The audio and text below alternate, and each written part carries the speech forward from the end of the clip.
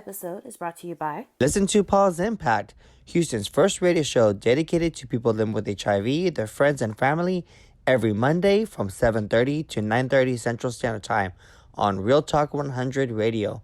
You can also find us on all social media under Paul's Impact. That's POZIMPACT. And if you happen to miss our show, follow and subscribe to our YouTube channel where you can catch the latest episodes of Paul's Impact. Hey everybody, guess what? I'm disrupting the network marketing, or also known as the multi-level marketing industry as well. ATS Network. It is the brand newest multi-level marketing company that's getting so much media attention and breaking records all over the world. Why?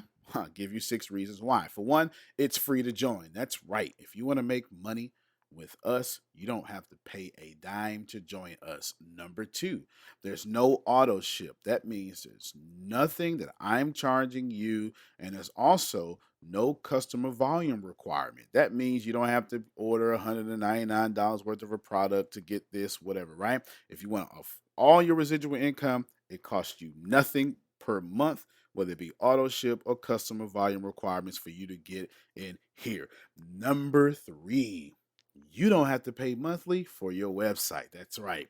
No $24.95 a month or all this stuff like that. Number 4, there's no obligation or any incentive for you to recruit anyone. Now, I probably should have led with that. Let me say that again. I have the only network marketing company in the world in which you don't have to go out and get 3 to get 3, get 3, get 3, and all that stuff like that. No recruitment whatsoever. Your mom, your grandmother, or the lady next door can do this. Number 5, you never have to get promoted or recruit anyone to get the highest level of residual income. Since I don't have distributors and since I don't require you to recruit anyone, guess what? The moment you come in, you can get top level residual income. And finally, you only have to be an active customer to make money with the company. Check out the show notes. Probably the first link. Antonio T. Smith Jr. If you want to be one of the 100,000 millionaires that I want to create, this is where you should be. ATS Network. Link is in the show notes. Love you. You can plant better. You can dominate. Welcome to the Secret to Success podcast. My entire goal with this podcast is to give you value. That is it. I am not interested in you buying from me. If you want to, you can, but that is not the goal here. I do want you to go to the show notes for people that I interview, because I do want you to buy from them or at least follow them. But I'm telling you, I am on a mission to create 100,000 millionaires. This podcast is part of that. Do yourself a favor and get everything that you deserve. Period, point blank. I want you to get that in this podcast, whether it be keynotes from me or interviews from millionaires, billionaires. It doesn't matter, because we can't teach you anything you don't already know. You just forgot because the world made you forget. I love you. You got this. You're going to get this. This is your moment. This is you. Take notes. Listen to me on your commute. I don't care what you do, but this is yours. I do this for you. Like, if you're on a different platform, share it. Subscribe to it. Share this, because there's not many people out here doing this here. Got this. Good evening, good morning, good afternoon, ladies and gentlemen. Thank you for joining us for a special episode of the Secret to Success podcast with the D. Marie Group. Today, we have the absolute pleasure of introducing and interviewing Mr. Winfield Clark this evening, morning, afternoon. Thank you so much for joining us today. How are you? I'm doing wonderful, Deanna. Thank you so much. I'm glad to be here. So before we go any further, Mr. Clark, tell us, who is Winfield Clark? Who is Winfield Clark? Well, Winfield Clark is a Christian husband and father of 4 who hails from the Waldorf, Maryland area. That's outside of D.C. Just a quick, synopsis. I've spent the last 16 years helping businesses transform through improving operational excellence, improving bottom line results and organizational effectiveness. And I've worked with leadership teams to manage change, create capability, and increase employee engagement while sustaining results. And all through going out that process, my walk with God has improved. And I felt the calling to want to utilize the gifts that he's given me to improve the lives of others, not just businesses. I want to help people help themselves, simplify life, find their why, all right, their reason for being, and create a vision for their life that puts it in action. All right. I love it. I love it. So that leads me to a question, because the biggest thing for every person, the thing that wakes them up every morning, the thing that drives them to do the things that they do is their why. And thank you for helping others find their why, because a lot of people don't know their why. But Mr. Winfield, what is your why? So my why is just that. I'm driven by the light that I see turn on in people when I help them realize their purpose, when I help them solve a problem, or I help them improve, whether it's coaching somebody through a health and fitness program, whether it's leading a group of people to solve a business problem, or whether it's just giving a friend advice. Just the ability to inspire them and help them find the answers, whether it be just through motivational speaking or coaching. That really just turns on my light. When you ask yourself, what is your why? What you're asking yourself is, what is it that you love to do that you could do for a very long time and look up and hours have passed and you don't even realize that time has passed because you're so engaged? And that's where I find myself in that space, when I'm helping others and I see that light turn on. That is awesome. And you have been doing that for 16 years. Man. Wow, that is amazing. That really is amazing. And what inspired you in the beginning to even do what it is that you do? You say that you have been helping businesses transform through improved operational excellence, bottom line results, and organizational effectiveness. But what inspired you to even go there, to go into that field in the beginning? That's a great question. As I think about it, it takes me all the way back to being 8 years old. And I was always the kid who questioned, why does it work this way? Can it be better, right?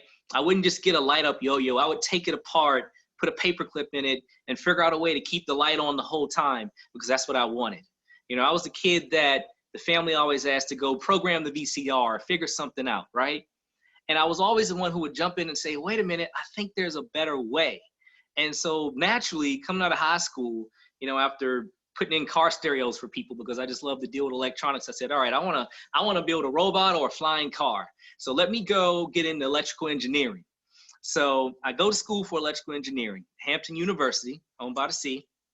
And I did well in the program. But when I graduated, the first electrical engineering job that I was offered was one where someone said, and this was after 9 months of saving money to go to career fairs, right? So that I could get a job in my field. Grades or not, the job market was just terrible in 2003 for entry-level engineers. So, and they said, all right, we're going to have you sit in this room, review schematics, and you can't touch the machines, and you can only talk to people at certain times. And I said, wait a minute, this just sounds terrible. I don't see how I'm going to be interacting with people to figure something out or create or innovate or solve a problem. And so it led me into the Lean and Six Sigma specialty, right? I got into manufacturing. I got into operations management. And if you don't know about Lean and Six Sigma, basically what they are, it's a way of thinking. They're problem-solving methodologies that help people solve problems and get to the root and sustain the results, right?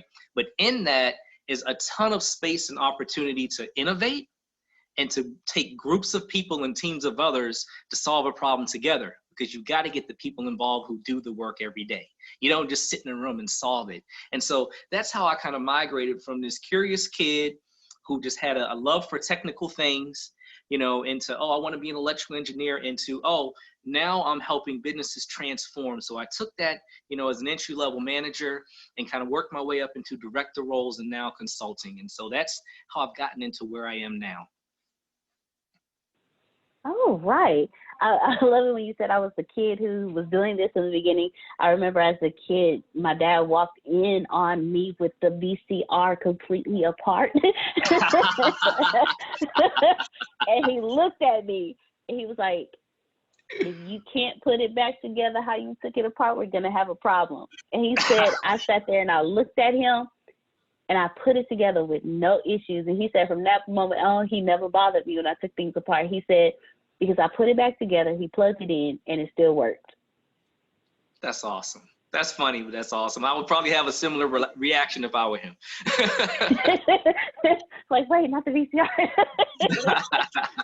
Look, aging myself a little bit, but you know. And it's all good. I was from the VCR days too. So my next question to you is, because as entrepreneurs, as those who go into and actually start living their passion, how was it when you got your first client and you walked them through whatever it is that was hurting their business? How was that? What was that emotion? How was that experience for you? Oh my gosh. You know, the first thing is the proof is in the pudding, right? So first it was, you could just tell by them looking at the results that they couldn't believe that they accomplished it. Because at the beginning of the journey, there's always doubt. And that's how people respond to change. Their first response to change is actually a curve of emotion that starts with, okay, we need to do this. Then it says, oh, wow, this is hard. Then it says, okay, you're crazy. I don't think we're going to come out of this. And then we come out of it. And then it's like, okay, great. You know, even though it was tough, I realized we got through it. So having gone on that journey and that roller coaster with them, when we came out and they said, wow, I didn't believe we could do this, but we actually could. This method works. That just gave me all the pride and joy in the world. I can think of just countless examples of that through manufacturing plants or working in healthcare with teams of people, but that's the thing that gets me. And the first time I experienced that after having just learned lean, and I was super nervous to have to lead my first team, right? My first team of people who had been working in this manufacturing plant for longer than I had been alive, right? So I was in my early 20s, and I'm telling them how to think about improving their work process. So there was just an extreme level of humility that I held that I think actually made it possible. But after going through that and them saying I didn't think we could do this, and we did, that was an amazing feeling. An amazing feeling. I think that's when I kind of found that that's the switch that I love to see turn on. All right. It's just there is no switch. It's like, why am I even doing this? Exactly.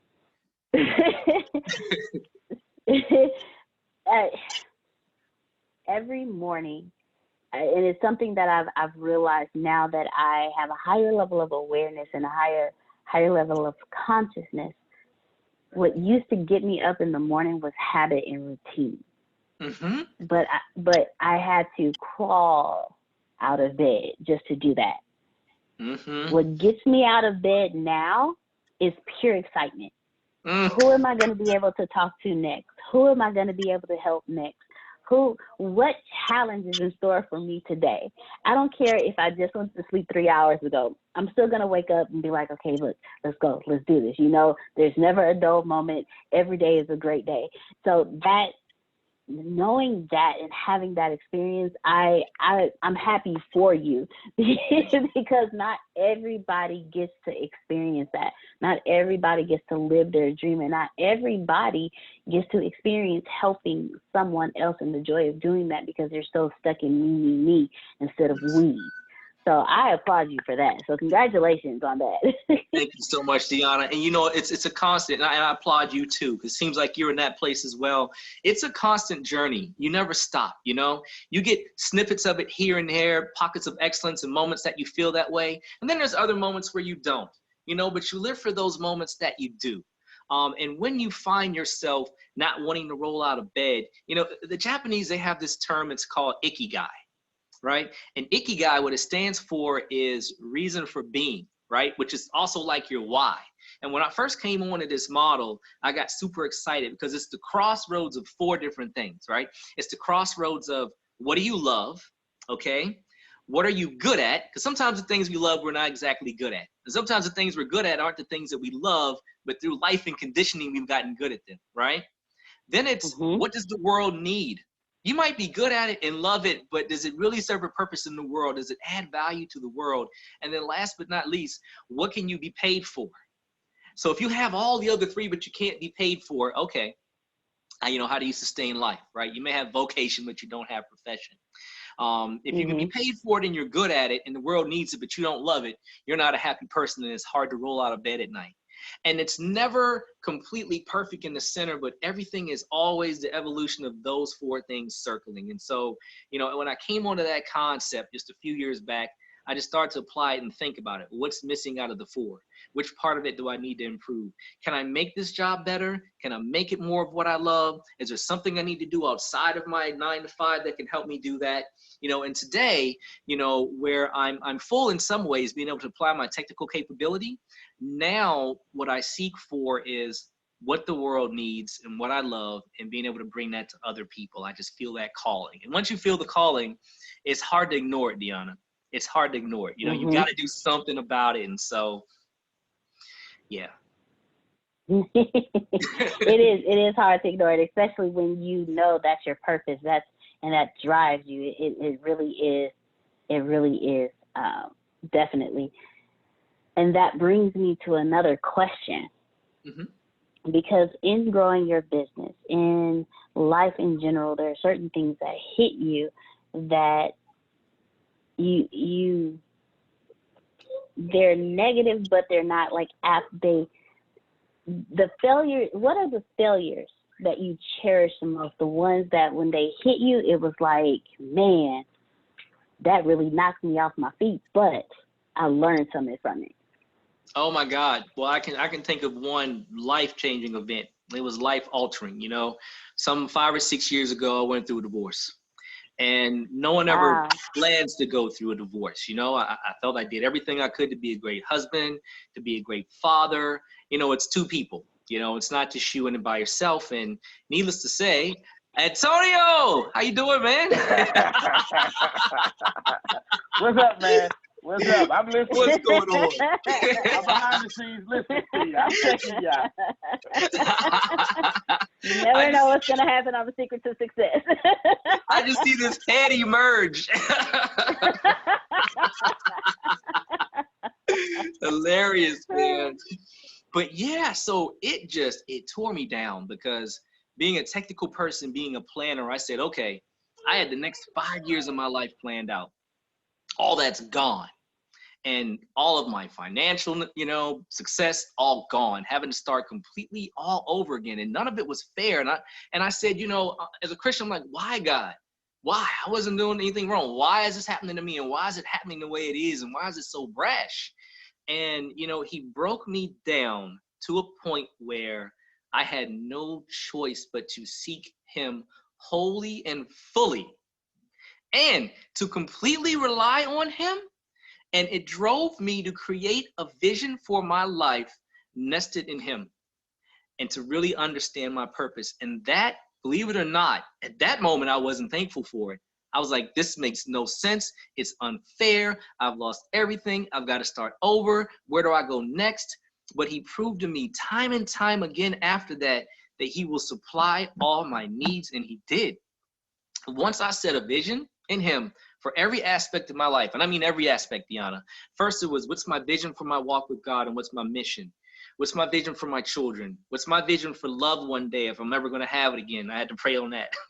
God bless me there. What's my vision for family? What's my vision for finances? What's my vision for health and wellness? And then I had to walk in it and pray to it. And he brought me out of that financial slump.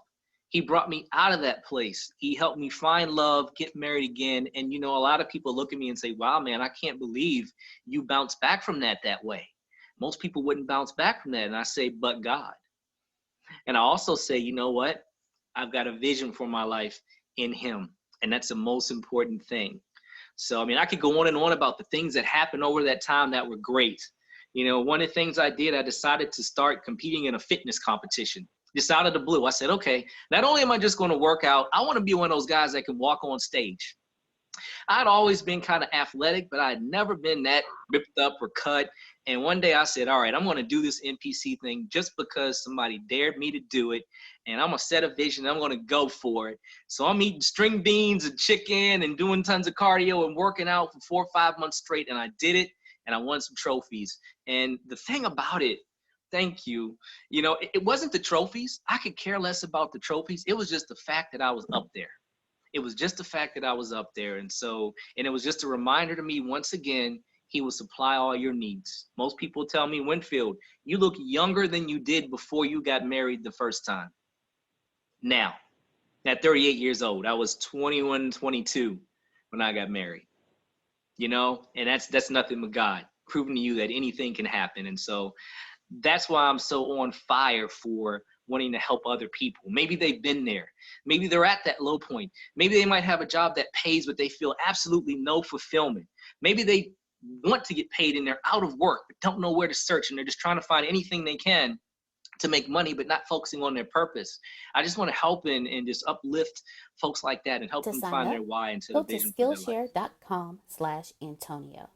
Again, Wow. go to Skillshare.com. It's okay. I'll clap all by myself. To start It's your okay. 2-month service. That's Skillshare.com/Antonio. So you said your age, and I'm gonna be honest with you. The very first time I saw you, I was like, "Oh, he's young." I'm thinking you in your mid to late 20s. You said, at 38. I'm like, well, maybe I need to go have my conversation with God again, because what you said you went through, I know that. Mm-hmm. I know that feeling that, okay, with me, because I tell people all the time, my conversations with God are like, okay, I'm hard-headed. You gotta come down and talk to me. We gotta do this one-on-one, because these little signals you keep sending me, no, I need to know it's you. And I had reached one of those points where it was either you do this or you do that. Either you let me have it all or you continue to suffer. Mm-hmm. And I was there, and I mean, in church, boo-hoo, crying, snot nose, face red, can't breathe. And he said, do this. And I was like, no, in my head, of course, I'm in church. And it got to a point where one day I just went outside, and I was just standing there, and I actually tell this story, and I was just looking at a palm tree. And it's, the breezes went by the tree, and I'm looking at it, and it had the brown leaves at the bottom, but the green was growing very well. And I remember somebody telling me, in order for a palm tree to really grow effectively, you have to trim off the old stuff and allow the new stuff to grow. And the one thing I kept telling him no about was releasing the old stuff. Just let it go. I kept telling him, no, I'm not doing it. Like, I'm not letting this go. And the whole time he kept saying, just give it to me. I don't want to. Give it to me. Let it go and give it to me. So when you said I had to fully trust him, yes, that's the hardest thing for people to do, is just really say, you know what, God, here you go. I'm going to give it to you. Amen. It's all yours. And then once I did that, I had a peace that I could explain. No matter what happened, there was always a calmness. And for a second there, I kind of thought, I was like, well, did he leave me? Because it's been too quiet. That's when I understood that I did what he told me to do. Yeah. So I received the peace that I'd been wanting. I received the peace that I've been praying for. So that is the biggest failure. I applaud you for that, because thank you. To take a failure and really pay attention to why it's there, and not let it break you like that. That's Amen. why you're standing here today. Amen.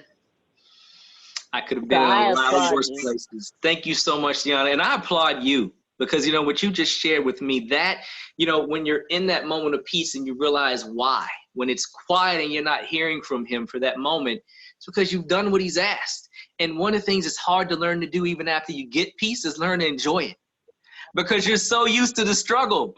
You're so used to the struggle, and you want more, and you say, God, I want to pay you back for what you've done. I want to serve you, what can I do? And sometimes he says, child, just be still. Just enjoy the blessings, because I got another challenge for you coming later. I'm going to grow you spiritually later. It's going to come. So save your energy for that workout. Exactly, because it does come and it keeps coming. What life is. But yeah. Yeah, so I applaud you for that. I really do. And congratulations on going through that and working through that and giving all of that to him. And congratulations on your family and your new wife. Congratulations to all of that, because again, like some people say, that I've seen people go through that very thing and they don't come out looking like you, sir. They don't come out looking like you. So congratulations. Because like you said, people like, man, you look younger than you did before you got married. Like I said, I was like, I thought you was in your mid to late 20s. Like, oh, okay. I'm flattered. Look, me and God needs to go. Okay, God, let's go back to this drawing board real quick, because Winfield, like, he just lost 10 years. I look like I didn't gain, so we need to work on this. Hey, you know, it's something we can laugh and talk about it. That peace in your heart, there's a parallel with forgiveness and giving it to God. I feel like they're one and the same. You either forgive a person or you forgive the situation in life that you went through and say, it's okay. I'm over it. I realize it happened, but I'm better for it. And once you can take a deep breath and say that and mean it and let it go, you just start to grow from there. Your breath even feels lighter. You know what I mean? Everything you do from there, it just feels like you're lifted. And so you've experienced it, and we can share in that, Deanna. Definitely. And that leads me to another question, because with your spiritual growth, with the passion that you have and the enjoyment in your why, how do you even more so develop yourself outside of the work environment? Because as entrepreneurs, we have our work environment and we have our home environment, but it all does this at some point. So how do you keep yourself as a successful entrepreneur? How do you continue to develop yourself and keep this without the breakage, without the side effects of what some entrepreneurs experience? How do you develop yourself outside of that? Oh man, that's a great question. As I think about it, the word that popped into my head was balance, right? It's always about achieving a balance where I want to grow myself and do more. I want to promote myself at work or take on a more challenging role that's going to use more of my skills. But at the same time, this work-life balance I have right now is awesome, and I don't want to mess that up. And my wife loves it, and I can watch the baby one day a week. You know what I mean? And it just works out great, and I don't want to move again. But you know, there's countless stories in the Bible where God says, you may be comfortable now, but I want you to move. And I want you to move into something that wasn't as easy as it was before, because now it's time for you to grow again. And so the thing I say is never be stagnant, right? Always be growing, but just don't be hasty in the decisions that you make to grow, right? You know, and I think that balance between the professional and the entrepreneur, you know, my wife and I talk about, okay, what's something we want to do? What's something we want to do that's our own, that we can create and build together, you know, on principles that are godly. You know what I'm saying? That can make us profitable, that can make us lenders, not borrowers, right? But yet and still doesn't overwhelm us to the point that we don't have the quality time at home that we need with one another and our children, which is the most important thing. And so at the end of the day, I think the answer for me is always going back to your vision, right? If you come into my house, Deanna, you'll see on 2 different walls that my wife and I, we put a vision on the wall for our family and our life. It's literally like a vision that says, in this house, we do the following. And this is how we do it, right? And I can go into detail on it, right? You know, we stay humble. You know, we're thankful for our blessings. We're stewards of our blessings. We do the following things, right? And so we have a family meeting that says, all right, the decisions we're getting ready to make, the things we're talking about doing, how does this tie to our vision? Is this going outside our vision? Do we need to rethink it? That kind of keeps us grounded, because there's always something coming. There's a ping in the inbox for, you know, a potential job. There's a ping in the inbox for some way to invest. There's a friend asking if you want to get into this. And then there's something else you want to do. you know, and then you want time to go work on your car and play around. You know what I mean? And so I say balance, communication, and always keeping grounded in whatever vision that you have. All right. That now in this house, I love that. There's when I first became an entrepreneur, I had my son with me. I didn't know the balance. I didn't know that balance. And Antonio taught me how to incorporate my son in what I do. And so now he understands when mommy's teaching, he does this. When mommy's not teaching, he does this. If my laptop is open and he sees a screen full of people, he'll walk up, Mommy, are you working? I'm like, yes, Mommy, Mommy is working.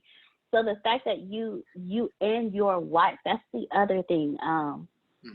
A lot of what successful entrepreneurs do is they know how to pick someone to build with. Amen. And from what you just told me, you and your wife are building together, and you incorporate the goals of the household into the goals of what you're doing. I love how you said when we first walk in, that's what you see, because then that also lets anybody else who walk in knows, okay, look, when you walk in this house, these are our rules. This is what this house stands for. This is the mission, vision, and goals of this house. So if you're coming in here with anything outside of that, you're not even welcome here, because you're not going to interrupt our flow of things. Amen. So no, we don't. Is that? Do you see that up there? You don't see that up there? That means that's not welcome here. Thank you. Goodbye. and by the way, right next to that is a sign that says, "Please take off your shoes."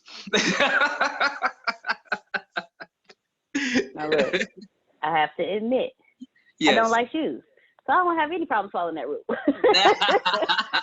I get teased because I walk around the office barefoot, and they're like, D. I'm like, I got socks in my purse. I'm sorry, go ahead. I'll say there's got to be a scientific study that says that working in your socks is good for your thought or something like that. It's comfortable. I'm not focused on the pressure of the shoe around my foot. My toes can wiggle freely. I'm more productive. I'm just saying. But I definitely applaud you for that. And it seems like so far the secret to your success has been your passion. Your passion is about what you do. You actually are a servant. You enjoy serving others and watching them grow, and you are actually happy for others when they are successful.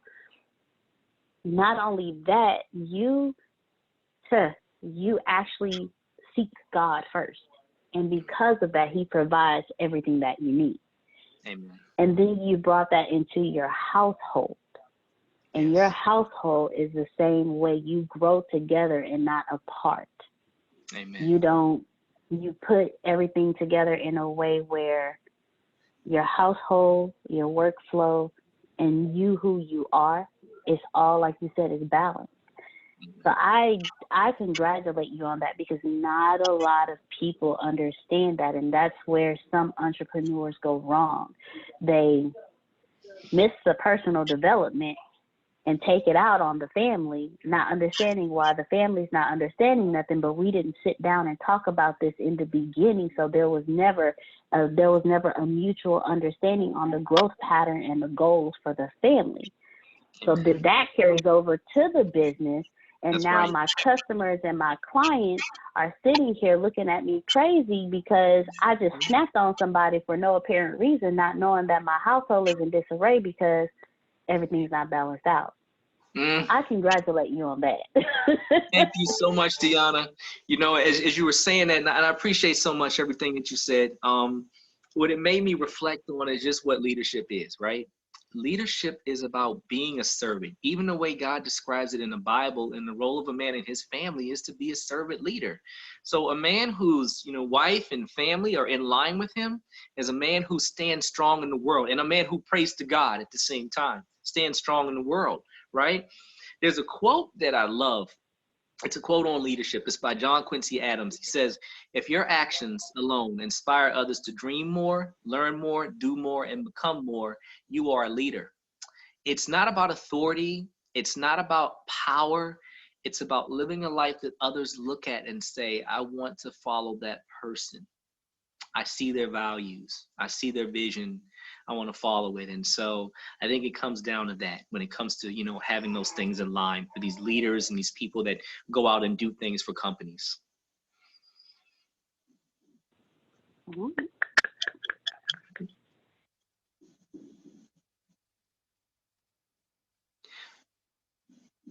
I'm sorry, I can't hear you. I think you're muted.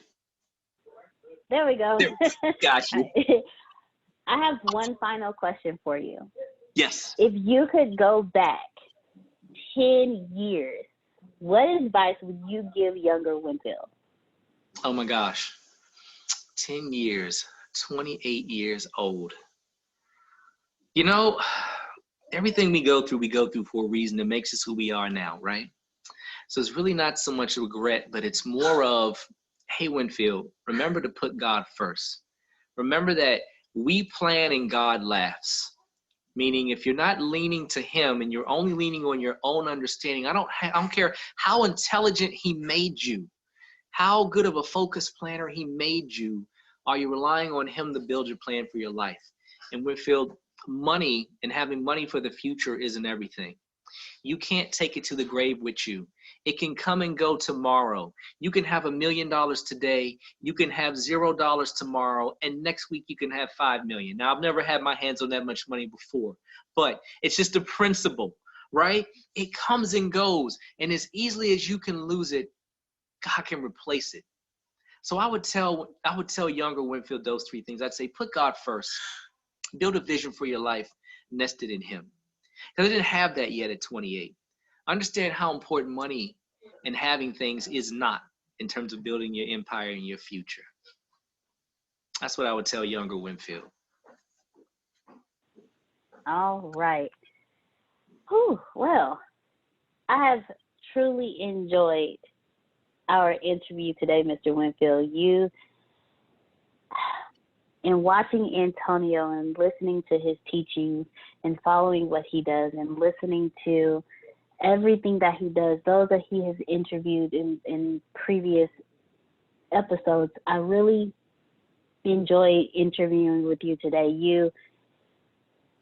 Your secret to success, he always tells us wealth has one language. And the language you consistently hear is serve others, serve others, serve others. Mm-hmm. And your secret to success is that you serve others and you do it unselfishly because, like you said, a leader is a servant. So I congratulate you. I thank you for your time today. It was such a privilege to interview you today. And before we close out, I would love for you to tell the audience how they can follow you and where they can find you. Oh my gosh. Thank you so much, Deanna. It was just as much of an honor for me to be here, if not more. And, I'm humbled just to even be able to share my experience, and I hope it sheds light on someone. And anyone that wants to reach out to me or find me, you can find me on LinkedIn, Winfield Wayne Clark Jr. If you just type my name, there's not too many Winfields out there on LinkedIn, so I'll be easy to find. And my picture's there, so I'll pop up. I'd love the professional network and talk, even if it's just about having coffee or answering a few questions. I look forward to it. I also have a joint page with my wife, a family page out on Facebook. It's called Kingdom Love. So if you go out there, you'll find Kingdom Love, and there's also Kingdom Love 2019, my handle, out on Instagram, which is our joint page. So I'm looking forward to hearing from anyone and looking forward to the opportunity to share. All right. So ladies and gentlemen, go follow him, go like, subscribe, ask questions, get to know him, dig in his brain to find out the things that he knows. Thank you, Winfield, so much for joining us today, and you have an amazing day today. It has been a pleasure. Thank you so much. Thank you, Deanna. You all have a wonderful night. I have felt so much in life. I've been so evil. I've done everything in life to mess it up, and I have. I have completely messed this life up.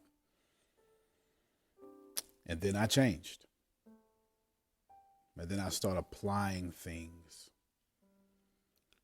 that I didn't know, but I always knew.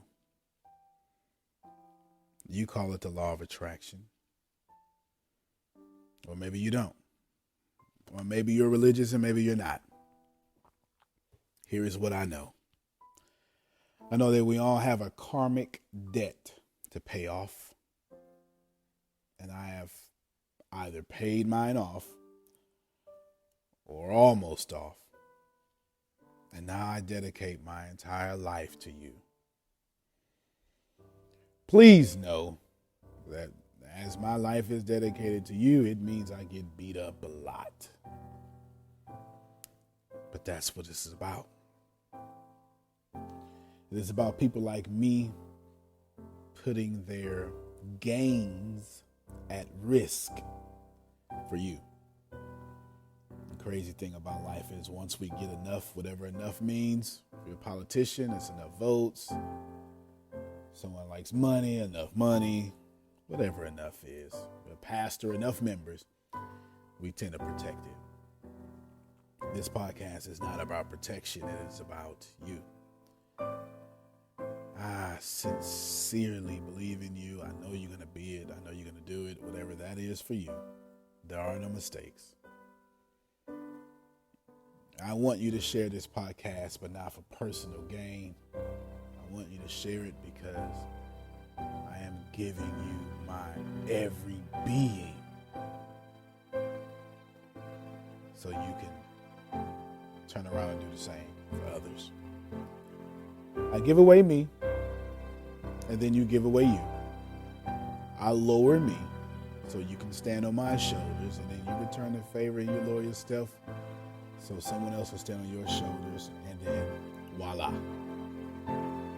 No one is lower than the other because we've all lowered ourselves. Finally, the music in this podcast that you're going to hear, I hope it gets stuck in your head. It's actually from my favorite movie, Cloud Atlas. It's a cover. It's not the original version, but it sounds just like it.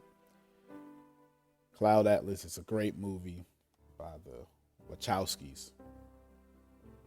My second favorite movie is The Matrix, but that has nothing to do with this right now. It is about repeating the same mistakes. And so I'm hoping subconsciously that as you repeat the same mistakes, Cloud Atlas is mostly about ascending from those mistakes. So I'm hoping the words, the music, the melody, everything helps you ascend to where you're supposed to be, which is where you've always agreed you wanted to be before you got here. I love you. This is The Secret to Success, Law of Attraction.